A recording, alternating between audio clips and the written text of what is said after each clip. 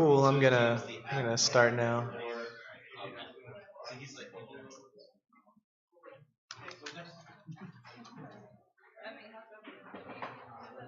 All right, so like roughly how many folks in the audience use Burp Suite on a fairly regular basis for their jobs? All right, so there's a couple people here. Like this tool is going to be so good. So here's a rough agenda of what I'll be talking about. I'll go talk about who I am. Authorization testing with Burp Suite and no plugins like the general workflow, which I'm sure most of you folks do. That's what I was doing before I wrote AutoRepeater. Then the other plugins that I ripped off to build my plugin. I took a bunch of ideas from a bunch of existing tools for testing this kind of stuff and sort of worked together the best ideas and built my tool. Then I'll talk about the features of AutoRepeater. I'll demo it, walk through some of the features, and then there'll be some time for questions. So my name is Justin Moore. I'm a senior security consultant at NCC Group. I spoke at BSidesROC last year about a different Burp plugin.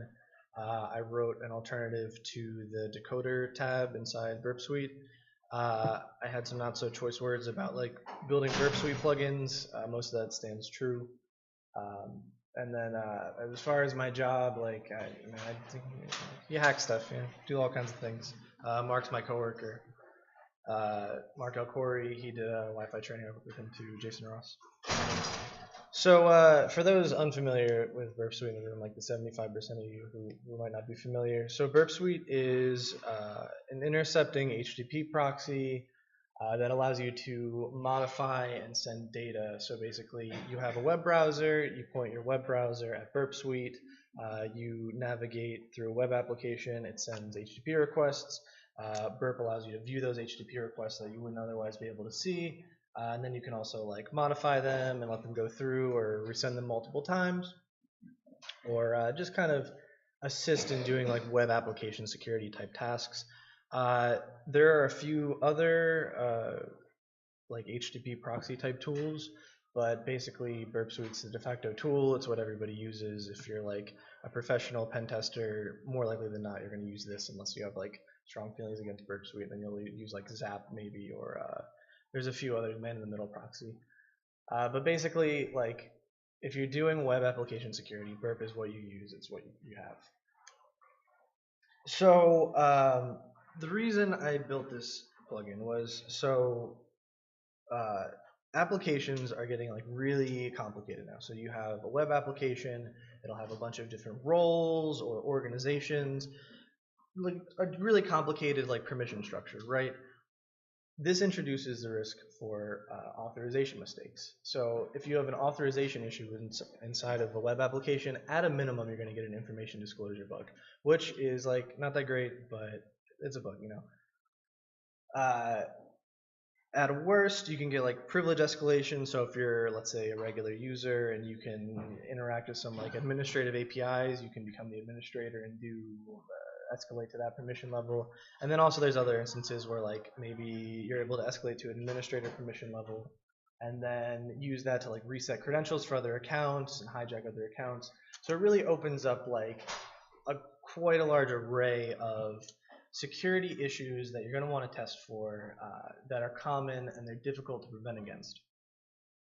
So you have these new like I've been a professional pen tester for like 3 years now, and the further I go, the more complicated the web applications get. So like at a minimum, you have like a web app, right? You're gonna have regular users. You're probably gonna have like a semi-admin role, like a super admin role, who maybe only the company has access to. Maybe there's like different organizations within it. So my company will get an account. We're all inside one organization. There's another company. They all have that. So there's like that segmentation there. There's these different role structures. Sometimes the permission structure will be set on like a matrix, so it's like you can assign different like sets of things an account can do on a super complicated grid. And then when you're building these web apps, the way this is all like done usually at the source code level is all of this authorization checking is done in an opt-in fashion. So let's say you're using Ruby on Rails or Django or something, or whatever your web app framework of choice is. You're going through and you're exposing endpoints for your web application. You have to specifically either add like function calls or annotate specific functions exposing this these endpoints with the authorization checks. So if you have like a ton of endpoints exposed and a bunch of authorization, like a bunch of roles and whatnot, then you have to like do all that explicit checking. It's difficult to do, and then on top of that, there's not really a good way to automatically lint for this kind of thing, because it's, unless you're using like a specific framework that like ties in with the web app framework you're using to build these things, you're not going to get free tools to check these things for you.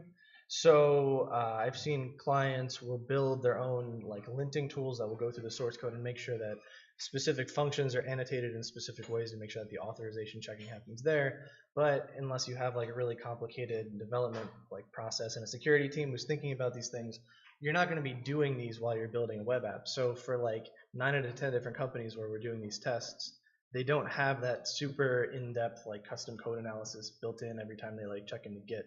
So what we have here is like people have built a really complicated thing that's hard to just like fix at the framework level into these really big web apps. So you're going to get like free vulns, or it's going to give you the chance to like find these types of vulnerabilities.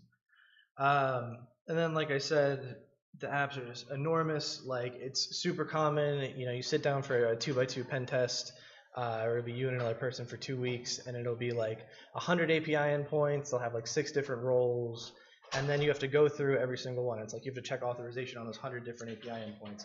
So at a minimum there, you have like 600 different requests you need to make. There's like a bunch of tweaking, and it's like the most tedious thing ever. Like, if you don't have source code access, it's basically impossible to do correctly unless you have like the patience of a saint and you're super attentive and you can go through and have like the best note keeping and make sure you go through and change everything. And then maybe there's like parameters inside those requests and you have to check all those parameters and make sure there's nothing funky in there. So it turns this like thing that is definitely something that should be checked during the like an application penetration test into this huge laborious like rigmarole of a process that is difficult to do by hand. And I'm sure people who just use Burp Suite to do like a web application test, there's like a super standard like workflow that everybody has. So it's like basically what you'll do is, if you're less familiar with Burp Suite, there's a repeater tab. So you'll be going through a web app, you're like, okay, I should check this HTTP request for authorization issues. Okay, so you send it to repeater. Then you go through and you're like, let me change these like 10 different things. I'll resend the request a bunch of time. Maybe I'll log in as a couple different users, have valid sessions for those users, swap session information in, resend the request, go back through, and then it's like just keep rinsing and repeating that until you either like run out of things to test, which is pretty unlikely in a super huge application, or you run out of time because the client hasn't paid you a ton of money to do this. So it's like really tedious. It sucks. It's like the least fun thing to do on a test. Usually just delegate it to a junior person because there's not really any super technical thing you're doing here. Like, you're just like, okay, I have this one request here. I want to try it as a different user. Does this request succeed or fail as the other user was like for a different organization, or you know, anything you'd want to test for general like authentication flow. So I have a Burp Suite set up here for those unfamiliar. So it's so basically this is the repeater tab, and if you're doing this kind of testing, so you see here, this is the request for doing like a search on Google. We're gonna have to do like a little imagination here because I didn't like set up a whole web app or anything. So you can see here there's what like 1, 2, 3, 4 different parameters in the URL, and then another, I don't know, like 4 or 5 cookies. So at a minimum, you're going to want to test all of those things. Now imagine if you actually had to log into this application and like maybe there's different roles or whatnot. So you're going to have to go through and resend this request for like, let's say for your application you have like a regular user, which is like everybody in your organization. Then you have a moderator user who can like control groups of users inside your organization. And then there's maybe a billing user who can do things like pay for your billing stuff, or maybe there's a read-only user that shouldn't be able to change anything, and then like a regular admin user. So you have like that's a pretty standard authorization model, and you're going to have to check this request with all of those different like sessions. So you have to log in as each of those users or get like valid credentials for all of those users. Log in as that user, make this request as those users, and then check in like, okay, did it work or did it not work?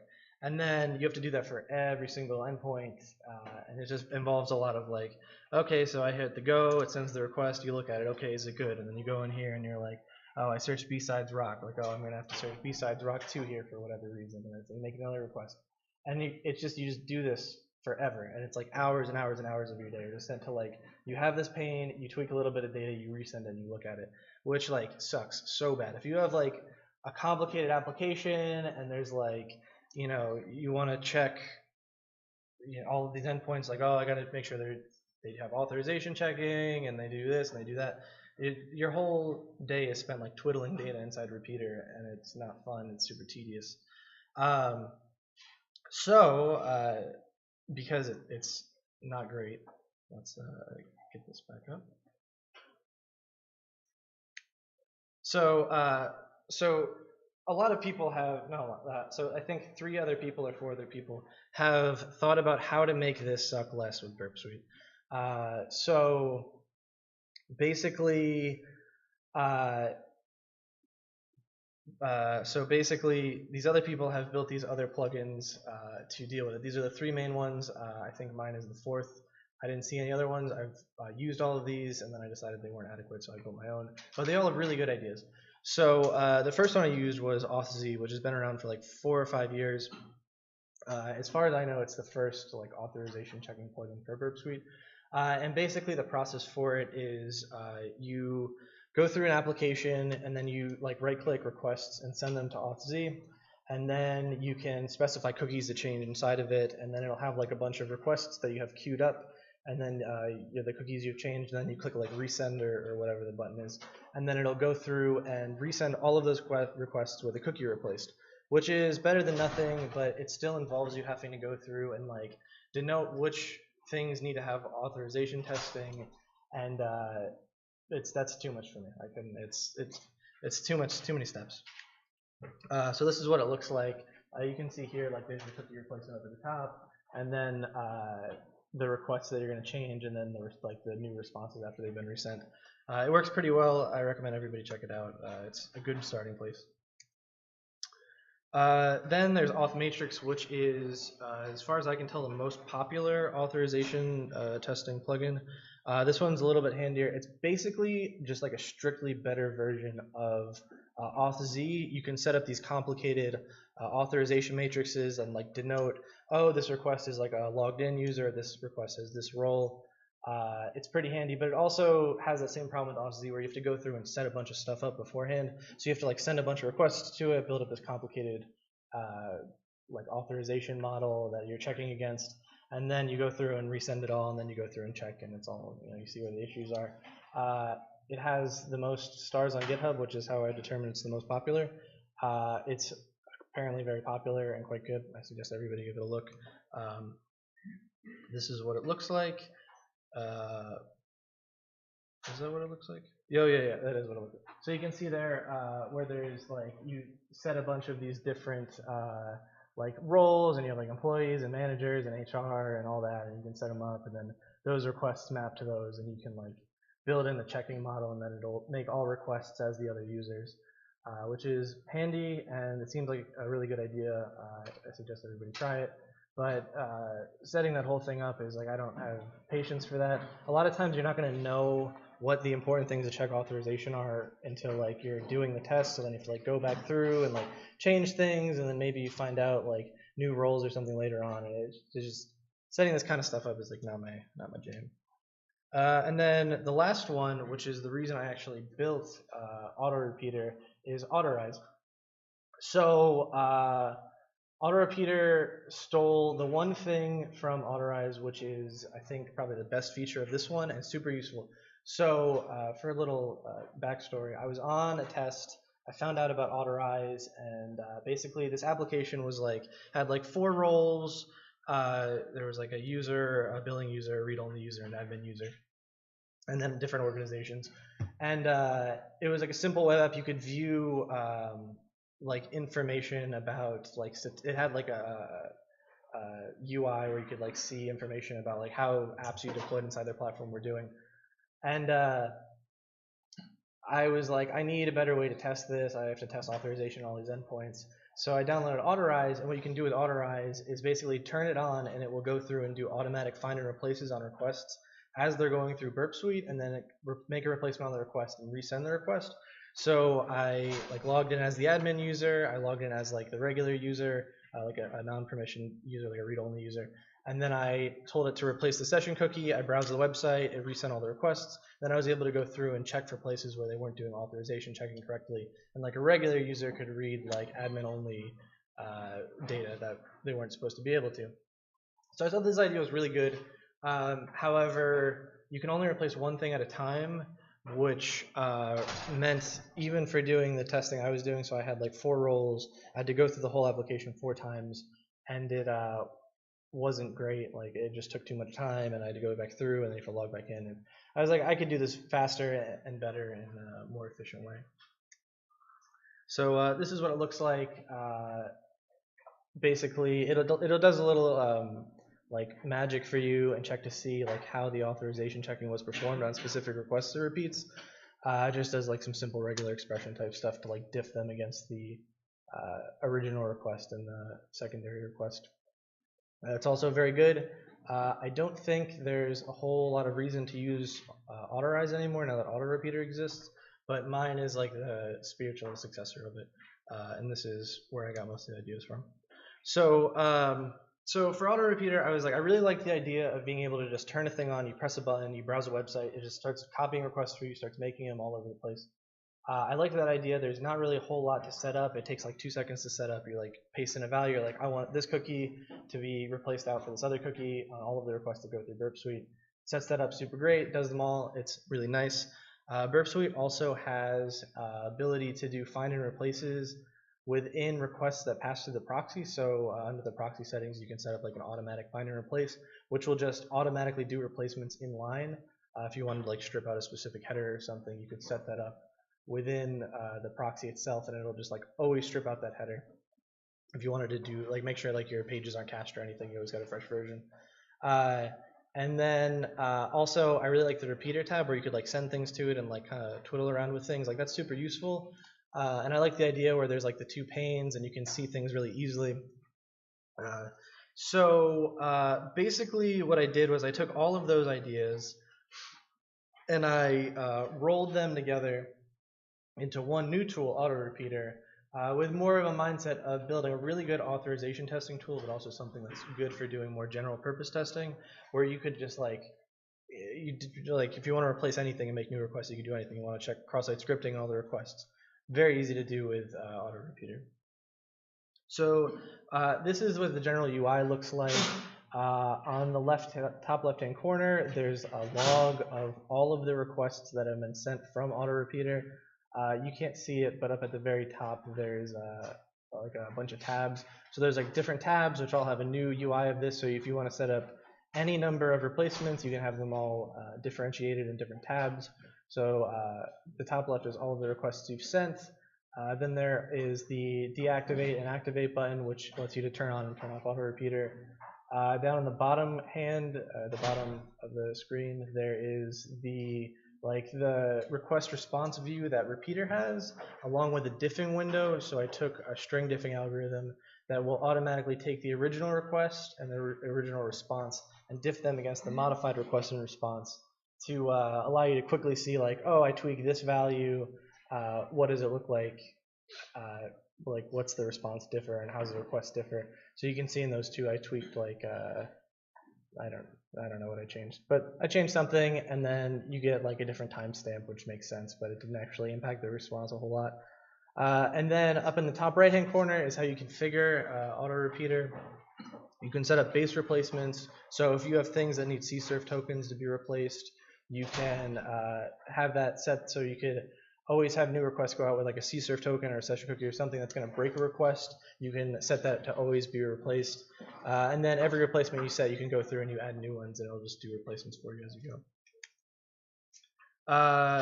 So this is all of the features. I basically just covered all of them. This is the whole gist of them. again, it's basically like the built-in features in Burp Suite plus the authorize like idea rolled together into one tool to make a more general purpose. Yeah. So I was going to ask about the replacement for CSRF tokens. So is that kind of similar to how you do it with macros, or do you find it like a little bit easier than that? Because that trips me up a lot. Yeah. So to be honest, I've never actually used Burp macros to any like success. So Burp Suite has like this macro process where, correct me if I'm wrong, you can have it like go through and like it'll like update like repeater tabs or something for you, and you can have it go through and like automatically do different like replacements for you. Is that correct? Yeah, I usually just use it for like logout protection. Yeah. So I looked at that while building AutoRepeater. I was kind of halfway through building it, and I was like, oh, do macros replace this? They don't. And I can't exactly remember why, but basically the way you would do like CSRF token replacement is you would just like copy the CSRF token value. You'd set up a replacement for either like strip it out or delete it or replace it with some other account CSRF token, and then you could just go on your way making requests. So it's definitely, I think, easier because I've never been able to make that work inside Burp Suite, so it would be good for that. The things I didn't talk about, it has renameable tabs like Repeater does. If you didn't know, Repeater, you can rename the tabs. It does logging in that thing, the window. You can export to CSVs. So if you do a bunch of testing and you're like, oh, I need to like dump all this data out and like copy it into a report or something, that's super tedious in Burp Suite as is. You have to like copy things out by hand, and it's like not super nice. So there's just like an export to CSV thing, and then you can turn it on and off, which is something that I really liked out of Autorize. It's super handy. And then here's kind of like the more general like use cases for it. So like I said, it makes it super easy to test every request made from one user as multiple other users. So you just go through and set up replacements. Like, so you go, you log in as every user. So you let it 5 roles, you log in as all the 5 rolled users, and then you take and paste in our set of replacements to replace the current user's session with the sessions from the other users. And then you basically just browse the website as normal, and it'll just go through and send all the requests for you as Burp is receiving them, and it'll do a find and replace and resend the request. If you want to strip out authentication on every request, one thing that Autorize does for you is you can have it test for a lack of like a session cookie or something, so it'll go through and re-request everything with that session cookie missing.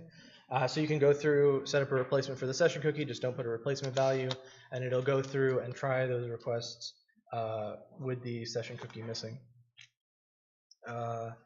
Then you can do the CSRF type stuff. You go through and like, let's say there's a header that does CSRF checking or maybe a value. You just go through, you can either strip that out or change it or do both at the same time and try every request like, oh, let's see what happens if I get rid of this one. Let's see what happens if I change the content type. What happens with whatever. And AutoRepeater will just continue on and receive your requests and send them out as is.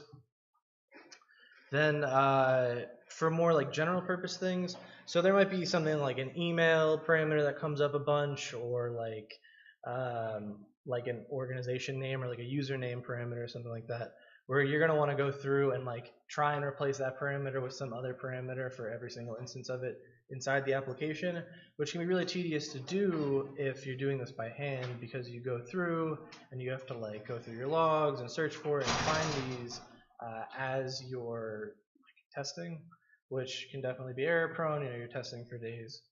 It's very easy to miss specific endpoints.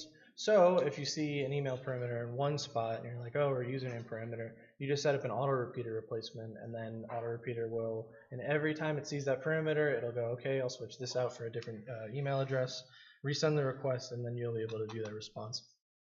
And then also you can like mix and match these very easily.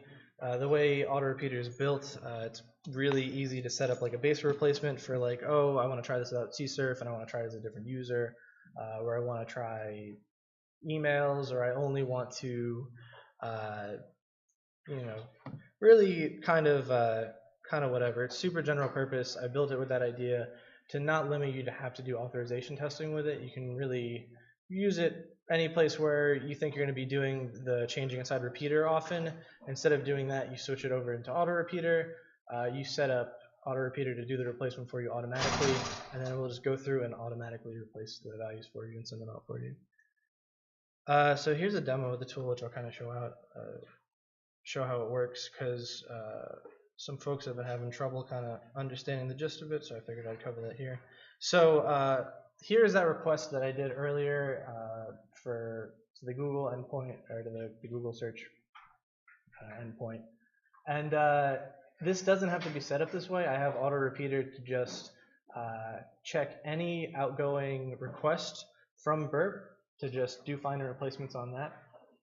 You can set up AutoRepeater to only conditionally replace things. So if, for instance, you only want things sent from repeater to have replacement performed on them, you can do that. If you only want like things coming from proxy or things coming from intruder, any of the Burp Suite functionality, you can filter based on that. You can do it to only in-scope domains. So you can tie that back. But right now, this will work for, it's just catching requests going out of Burp Suite. So let's make sure this still works. Oh, did my internet die? Oh yeah, okay, here we go, just left. So this is like the regular request, no changes to it. I sent it from repeater, it's good.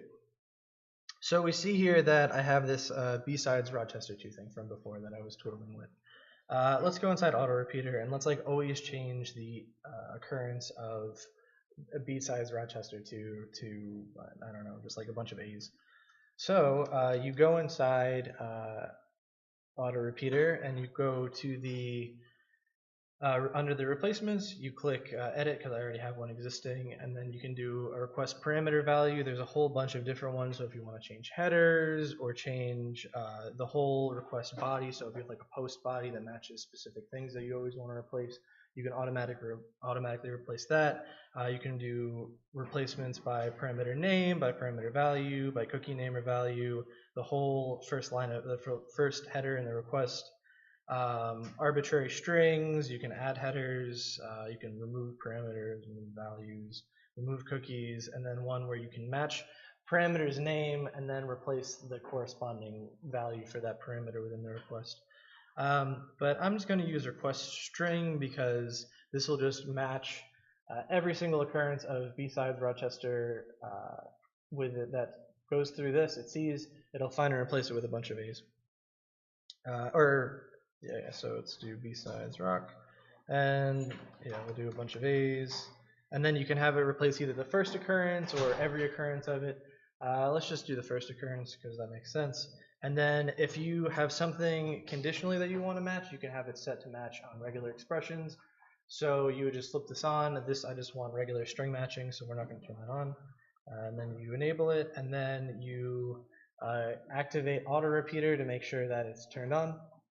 And then if we go back to the repeater tab and send this request again, it'll go, and then you'll see AutoRepeater flash.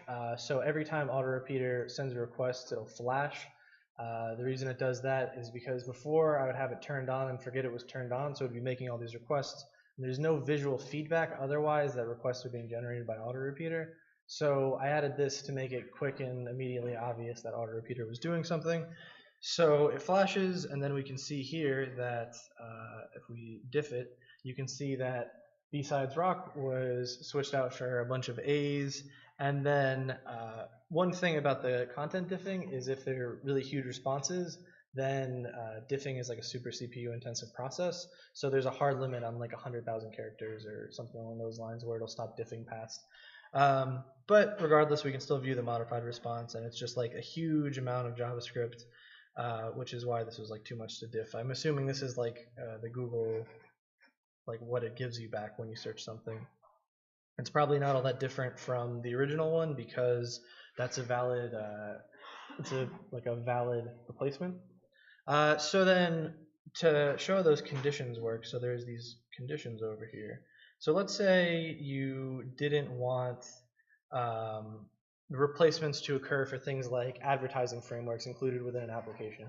So a lot of times, like you'll be testing like, I don't know, a UAT version of a web app or something, and they'll put in all these like tracking website, these tracking and analytics packages right into the JavaScript. So you'll be testing it with Burp Suite, and it'll be making a whole slew of requests. You'll see all these things to like double click and all kinds of other stuff.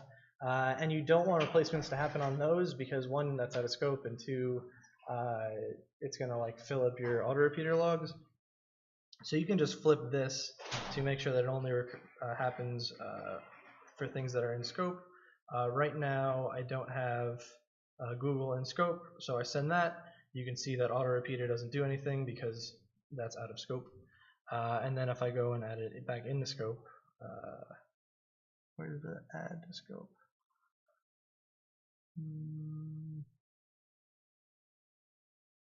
Whatever. So if you added this to the scope and then resent the request, it would work, which is something that basically is super important. There's also other types of conditions. So like if you want to make sure that only requests that contain parameters have these kind of replacements occur, or that the HTTP methods are either not like get or post.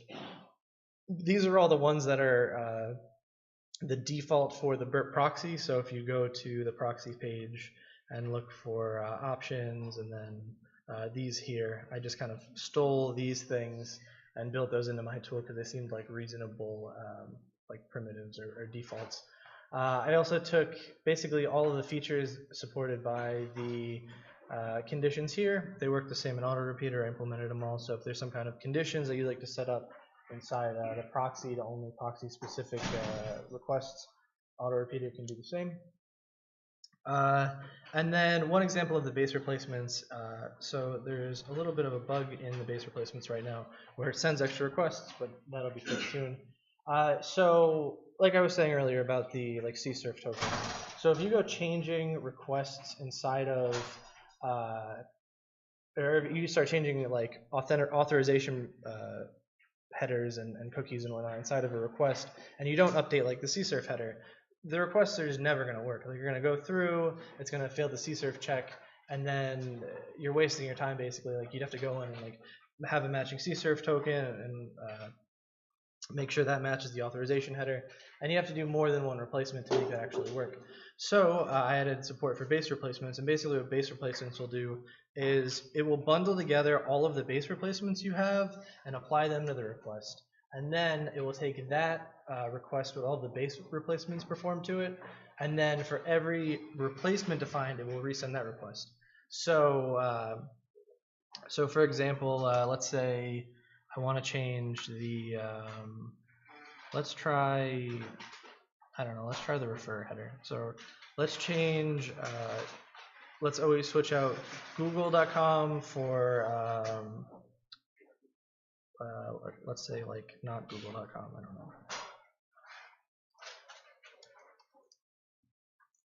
And then we'll just do the first one. That might actually not, I was going to hit the host header, whatever. It'll change the host header, it doesn't really matter. So now every time it sees that, it'll switch it out. But first, it's only going to generate one request because the base replacements are all applied together. So then, if we resend the request here, it's cooking. Internet's a little slow. All right, so it did that. There we go. Okay, so it sent 2 requests because I have a bug in there right now. It starts generating extra requests. It sends one. Let's see what were the 2 requests. So if we diff those 2, it sent 1 request where only the base replacement was applied, and then it sent 1 request where the base replacement was applied along with the regular replacement. And then if you had any number of replacements, you would just see additional ones where the base replacement was applied, and then the other ones. Yep. So in the case of CSRF tokens, it's going to be dynamic. So you can't really predict it beforehand, right? So shouldn't it like kind of dynamically grab something and parse it? Then you're screwed. Yeah. Actually, you're not. This specific tool doesn't handle that particularly well right now. I just ran into that like literally like 3 days ago or something, 4 days ago, so you're talking an instance where like every single request has a different CSRF header. So honestly, this doesn't work super well for that because It doesn't do like dynamic parsing of requests. However, I think it should support that in the future. I think it would be really nice to have some way to pull that out of like, search for some regular expression within a request and substitute that value in here. That's super easy to build, and I think that would be a good feature to have. I would really appreciate it if you would open an issue on the GitHub page, and I'll get to it in the near future. But yeah, so in that specific instance, automated tools need to be smarter than this. This one's kind of like a little dumb, but often is the case where either like one session will have the same CSRF token for the entire session, or one, it doesn't change super frequently. If it's changing constantly, then it does. AutoRepeater doesn't manage that super well, and maybe that would be a good place to use something like macros. Yeah, for the time being, it doesn't do that. But if you have the other scenario where it's like a constant value for all of it, then you're good. Yeah. So also, like I said, there's renameable tabs. Oh, I just closed that one. So you can close them out. You can rename them. You can make new tabs. They're all separate. You can have a whole bunch of stuff. So if you have different users, you can set those all up and use those separately. And they all just run basically their own instance of AutoRepeater, and they kind of operate on their own. There's also an export button. So like I said, if you want to export like all of the tab logs into a CSV, or only selected ones, and then if you want the log entry plus the full HTTP request, you can export those to either CSV or JSON super easily, whatever your preference is. And that's basically all of the general features of AutoRepeater. Kind of the gist. It's set more to replace like Burp's proxy functionality than something more dynamic, and that's true for I think all of the other tools. Is they don't do a lot of automated like response parsing or look for things fancy. I think that's a really good place where they could improve, and I definitely think it's something that should be done, because I had the same issue like not even last week. I was like, oh, I can just use like this, it'll be great, and then it changes every request on the car, and I have to do this by hand. So AutoRepeater, not perfect, but I think it does cover a lot of bases. As far as words of advice for building similar tooling like this, so last year I built Decoder Improved because like 3 years ago or so now, I had a coworker who was like, I would really love if the Decoder tab in Burp Suite had tabs, so like how Repeater has tabs, if Decoder had tabs, which is like a super easy thing to build, and you'd figure it would just have that. So it doesn't, and I was like, okay, well, I want to build a Burp Suite plugin because I use Burp a lot. So if you have a good tool, you want to be able to extend it. So one of my coworkers had a training on building Burp Suite plugins. I was like, okay, great, I will build Burp Suite Decoder, but with tabs. All I will need to do is build a tabbed frame inside Swing, and then take the Decoder tab, and put that in there, and then just like it'll just be done. Burp Suite plugins don't work like that. It's a huge rigmarole. I spent like a year building this whole Swing UI, and it sucks, and there's bugs in it, and I have issues I need to fix. So I don't know why I decided to build AutoRepeater as a built-in Burp Suite extension, besides I guess that it makes it a little bit easier for other people to use. There's like a standard B app store that you can go to and download things from, so it's nice. But I think in the future, if you're going to be building tooling that is like proxying requests and making changes like dynamically and doing things, or like processing data in some way, or like spidering data, that kind of thing, really automating any process of like any of the pen testing process, instead of building things natively into Burp via the plugin interface, you should look at using like your own standalone headless proxy, something like man-in-the-middle proxy. Or my coworker wrote this Go proxy called Puppy Proxy, which is built to do like that kind of thing. The benefit of that being you don't have to be pigeonholed into using Burp Suite forever, because I think maybe like in the next few years there'll be hopefully some good alternatives to Burp Suite where we don't have to use it a ton anymore, along with just not having to deal with the Burp SDK. It's not super user friendly, and doing some things that you think would be super easy are just not. And then also just kind of along that line, I think there should be just more of these type of tools, like For example, if there was just a tool that did like fancy like find and replaces through, it parsed some response, swapped some data in, like did something like that, that would be super handy. And there's really not a lot of tooling that helps automate the process in a smart way. So there's like a lot of things that are just magic where you press a button, it'll scan, it'll find the vulnerabilities, great free vulnerabilities. But as soon as you're past anything past like a simple web application that has things that you're going to want to like tweak and like be smart about and be like, oh, okay, I see this thing, I'm always going to want to replace this, or oh, I want to like, I don't know, parse the response, or maybe spider a website, or I don't know, like graph out what the web UI looks like, something along those lines. Then there's not really anything like that that's particularly good. All of the web app security tools kind of suck. I think there's a lot of room for improvement, and hopefully maybe next year somebody will have like AutoRepeater but better, like ++ or something, or some other sweet plugin that makes my job easier. You can find AutoRepeater on on GitHub. It's open source. If you find bugs, open issues, I've been pretty responsive about them so far. And then also it's on the B App Store within Burp Suite. It just got updated like a week ago, so it should have all of the features, like and all the bug fixes and whatnot in there. Does anybody have any questions? Yeah.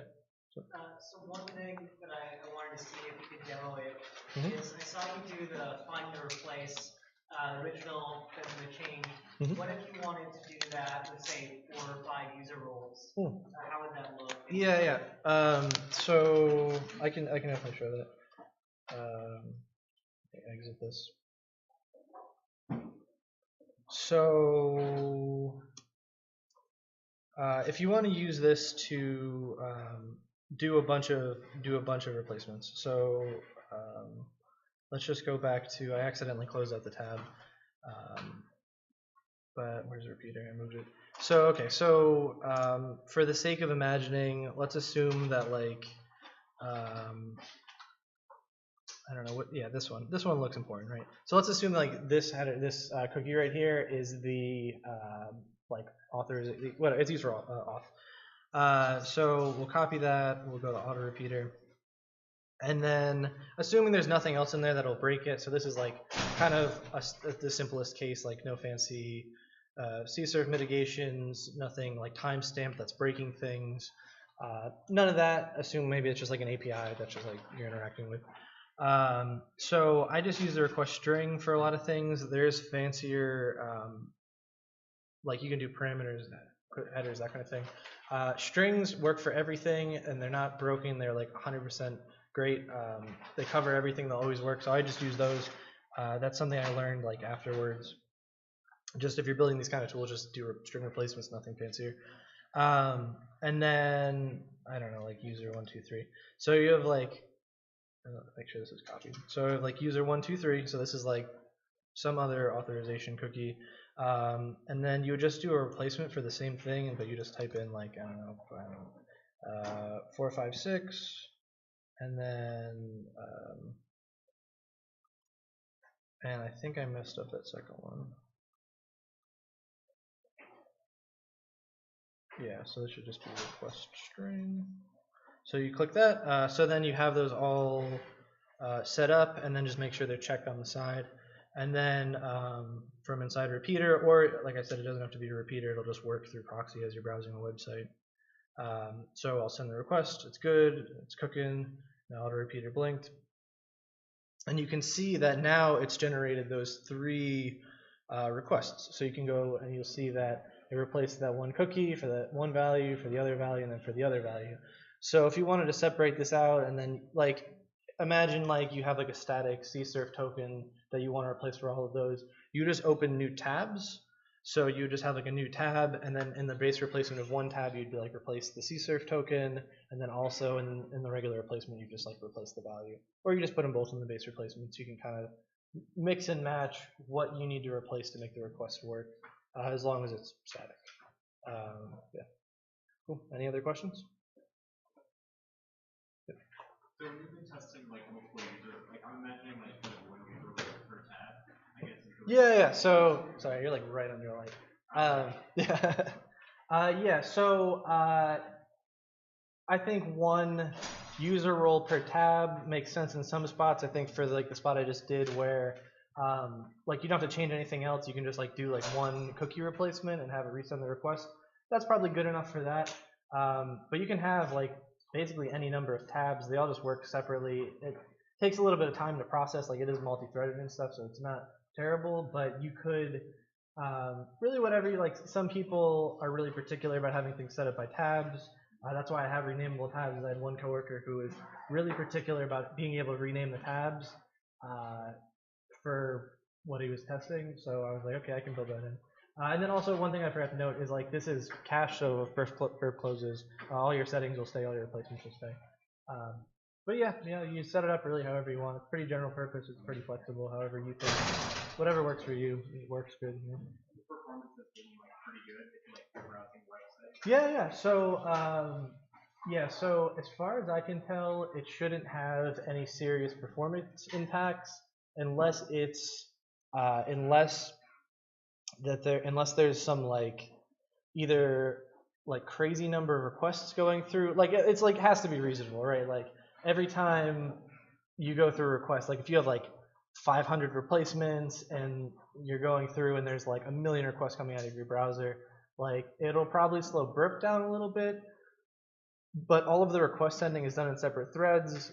So I guess it kind of depends. Like I don't know, burp plugins are weird in the way that like you get a lot of flexibility in how you build it, but burp is still there as like the main application context. So like I don't know what it does as far as like how it's using threads and how other things are interacted with. So far I haven't had any problems with performance. One thing to note is it only does replacements when burp sees a response from the browser. There's just some design decisions where like outgoing requests don't like there's not a good way to tag them to the responses coming back. So the only clean way to do that was to just have AutoRepeater work when it sees a response. It'll check the original request and do the replacements. So if you have like some like crazy latency going on where like so before it took like 5 seconds for Google to respond, then that takes 5 seconds before even AutoRepeater sees it, and then it'll send the requests out. But yeah, it's been working pretty well for me so far. I haven't had any issue like that. I'm sorry, I think you mentioned it saves within projects too? Yeah, so it doesn't save within projects right now. So instead it uses like old school style Burp Suite like temp files, not the project files, but somebody recently brought that up to me and I think it's a pretty easy fix. So it should just like it should definitely use project files instead of the regular temp storage. As far as I can tell, Burp has deprecated the temp file storage. Yeah, it used like the state files. I don't know if Burp crashes and you go to open it, it's like, oh, we found 24 temporary files. Do you want to keep those or not? Auto-repeaters would be in those temporary files. But the way it is, it's just I'm using like I use the JSON to serialize all the data, so it's super. It doesn't really matter. I could use these projects super easily, but that's something I should do. I should open an issue and address that. Any other questions? Good. Feature request? Yeah, whatever you need. Colors. That's the one thing I love about Authorize and OffMatrix is I like seeing the green, red, orange. Yeah. So I thought about that, and I'm not sure how. Like, I should look at how they do the delineation of like why things are colored and why things are not. I know you can like set regular expressions to be like this thing failed the auth check, but I kind of wanted to not do any like complicated pre-setup, but it'll also do it automatically. Like you don't have to set anything up, and it'll just do the checking for you. And I don't know if that's just for like if it sees like a 400 or something or some kind of like obvious failure. But yeah, I think colors would be good. I'm super into colors. I like things being colorful. So yeah, I'll stew on that more. I think that's something that would make sense to have. I'm into it. Cool. We're good. Awesome.